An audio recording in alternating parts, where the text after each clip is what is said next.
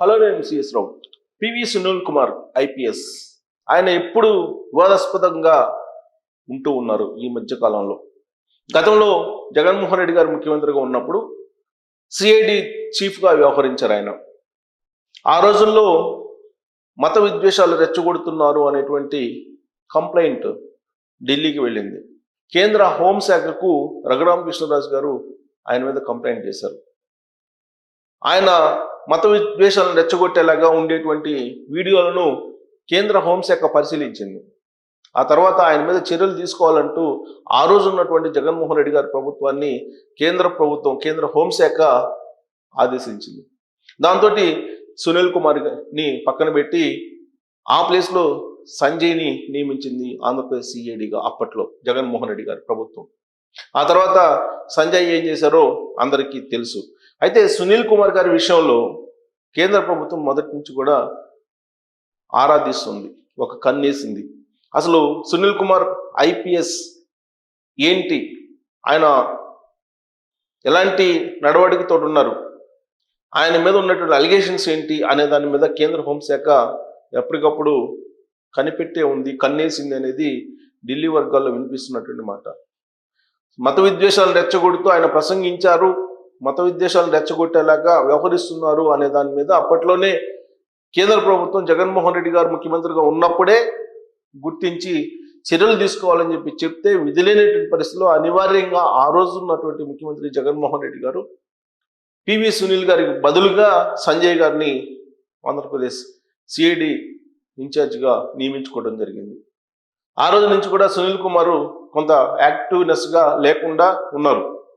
అయినప్పటికీ జగన్మోహన్ రెడ్డి గారు ముఖ్యమంత్రిగా ఉన్నారు కాబట్టి ఆయన ఎక్కడున్నా సరే యాక్టివ్గానే పనిచేస్తూ వచ్చారు.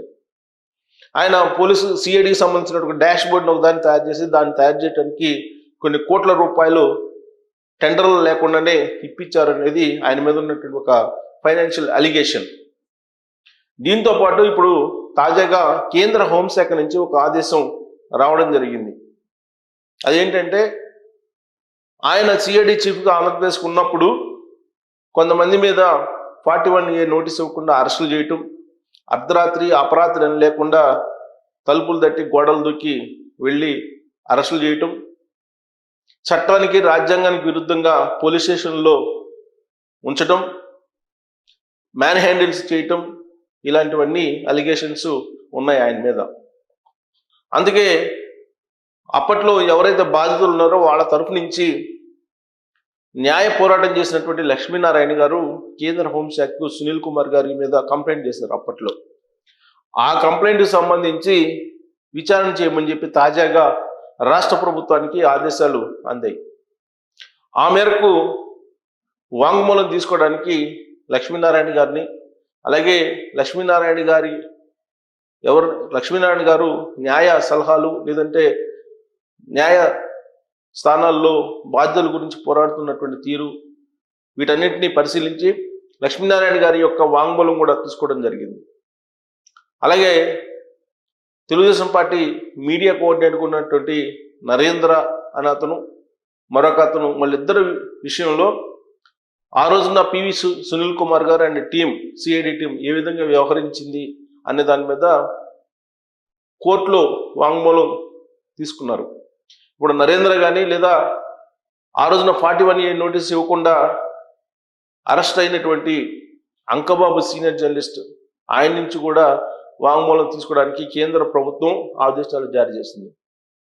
వాళ్ళ ఆదేశాలు, కేంద్ర ప్రభుత్వం యొక్క ఆదేశాల మేరకు వాళ్ళ వర్షన్ను కూడా ఇప్పుడు ఇన్వెస్టిగేషన్ టీం రికార్డ్ చేస్తూ ఉంది.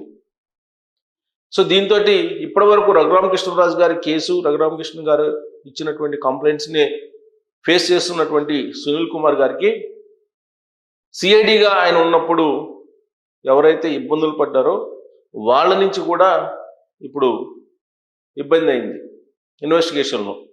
సో కాబట్టి ఖచ్చితంగా సునీల్ కుమార్ గారిని అరెస్ట్ చేస్తారు అనేటువంటి ఒపీనియన్ చాలా స్ట్రాంగ్గా కనిపిస్తుంది. ఎందుకంటే కేంద్ర హోంశాఖే ఇన్వాల్వ్ అయింది. అప్పట్లో లక్ష్మీనారాయణ గారు అడ్వకేట్గా బాధితుల పక్షాన్ని నిలుస్తూ కేంద్ర ప్రభుత్వానికి కూడా లెటర్ రాశారు. రాయడానికి కారణం ఏంటంటే 41A నోటీసు ఇవ్వకుండా సిఐడి ఆఫీసులో రాత్రి వేళల్లో బంధించి మ్యాన్ హ్యాండిల్ చేస్తున్నారు అనేటువంటి కంప్లైంట్ ఇచ్చారు. పైగా సీసీ కెమెరాలు కూడా సిఐడి ఆఫీసులో లేవు అనేటువంటి విషయాన్ని కూడా ఆ రోజున అడ్వకేట్ హోదాలో లక్ష్మీనారాయణ గారు కంప్లైంట్ ఇచ్చారు. కానీ ఆ రోజు ఉన్నటువంటి జగన్మోహన్ రెడ్డి గారి ప్రభుత్వంలో ఉన్నటువంటి పోలీసులు బాధితుల ఫిర్యాదులను తీసుకోలేదు, పరిగణలోకి తీసుకోలేదు.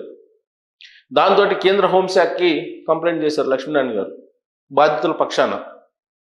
అది పరిశీలించినటువంటి కేంద్ర హోంశాఖ ఇప్పుడు దానికి పరిష్కారం చూపండి అని చెప్పేసి ఆదేశాలు జారీ చేసింది. దీంతో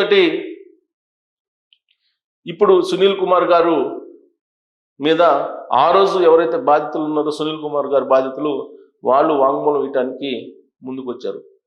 గోడు చుట్టు మీద రోకటి పోట్ల ఒకవైపు రఘురామకృష్ణరాజు గారి కేసులను ఎదుర్కొంటూ మరోవైపు ఆ రోజు బాధితులు ఎవరైతే ఉన్నారో వాళ్ళు ఇప్పుడు ఇచ్చినటువంటి వాంగ్మూలం మేరకు కేసులు నమోదవుతున్నటువంటి పరిస్థితుల్లో సునీల్ కుమార్ గారు ఇక నుంచి తప్పించుకోలేరు. ఆయన మీద కేవలం రఘురామకృష్ణరాజు గారి కాదు, బాధితులు చాలామంది ఉన్నారు. సునీల్ కుమార్ గారి బాధితులు వాళ్ళందరూ వచ్చి కంప్లైంట్ చేసేటువంటి అవకాశం ఉందని చెప్పి తెలుస్తుంది. ఇంకొక వైపు తులసిబాబు ఇప్పుడు ప్రస్తుతం కస్టడీలో ఉన్నారు, జ్యుడిషియల్ ఎంక్వైరీలో ఉన్నారు. ఇప్పుడు ఆల్రెడీ జైల్లో ఉన్నారు. ఆయన్ని మళ్ళీ కస్టడీకి తీసుకోవాలి, జ్యుడిషియల్ కస్టడీకి అని చెప్పి పోలీసులు భావిస్తూ ఉన్నారు. ఆయన వచ్చి వాంగ్మూలం ఇచ్చినా కానీ అసలు సునీల్కి అలాగే తులసిబాబుకు ఉన్నటువంటి రిలేషన్ ఏంటి, అలాగే జోగారావు అనే అతను అసలు ఏం చేస్తారు, తులసిబాబుని అసలు అడ్వకేట్ కాకపోయినప్పటికీ కూడా ఆయన అసిస్టెంట్గా లీగల్ అసిస్టెంట్గా ఎందుకు తీసుకున్నారు, ఇవన్నీ అంశాలు ఉన్నాయి. ఇవన్నీ ఎంక్వైరీకి వస్తే ఖచ్చితంగా సునీల్ని సస్పెండ్ చేసేటువంటి అవకాశం ఉంది, ఆయన్ని అరెస్ట్ చేసేటువంటి అవకాశం కూడా ఉందని తెలుస్తుంది. ఇప్పటికే ఆయన మీద విచారణకి సిసోడియా ఆధ్వర్యంలో ఒక కమిటీని వేశారు. ప్రస్తుతం డీజీపీగా ఉన్న హరీష్ కుమార్ గుప్తా గారు విజిలెన్స్ అండ్ ఎన్ఫోర్స్మెంట్ డైరెక్టర్గా ఉన్నారు. వాళ్ళిద్దరు ఆధ్వర్యంలో సునీల్ కుమార్ గారి మీద ఎంక్వైరీ జరుగుతుంది. ఈ ఎంక్వైరీ పూర్తయితే ఆయన మీద యాక్షన్ చాలా సీరియస్గా ఉంటుందని కూడా పోలీసు వర్గాల్లో వినిపిస్తుంది. కేంద్ర హోంశాఖనే ఇన్వాల్వ్ అయింది కాబట్టి సునీల్ కుమార్ గారు ఇక తప్పించుకోలేరు. ఖచ్చితంగా ఆ రోజు ఏదైతే చట్టానికి రాజ్యాంగానికి వ్యతిరేకంగా వ్యవహరించారో దానికి ఇప్పుడు ఆయన మూల్యం చెల్లించుకునేటువంటి రోజులు వచ్చాయని చెప్పి కూడా ఇప్పుడు జరుగుతున్నటువంటి విచారణని బట్టి స్పష్టత వస్తూ ఉంది. కాబట్టి ఆ రోజున ఎవరైతే సిఐడి బాధితులు ఉన్నారో కేవలం పోస్ట్ని రీపోస్ట్ చేసినందుకు అంకబాబు గారిని 41 నోటీస్ ఇవ్వకుండా అరెస్ట్ చేశారు నిర్దాక్షిణ్యంగా. ఆ ఎపిసోడ్ మనం చూసాం.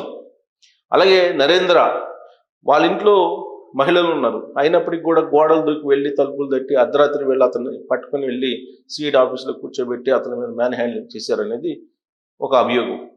ఇవన్నీ విచారణ చేస్తున్నటువంటి క్రమంలో సునీల్ కుమార్ అరెస్ట్ అనేది కన్ఫామ్ అని చెప్పి పోలీసు వర్గాల్లోనే వినిపిస్తున్నటువంటి తరుణంలో ఇక క్లైమాక్స్కి వచ్చినట్టేనా సునీల్ కుమార్కి సంబంధించినటువంటి ఈ విచారణ?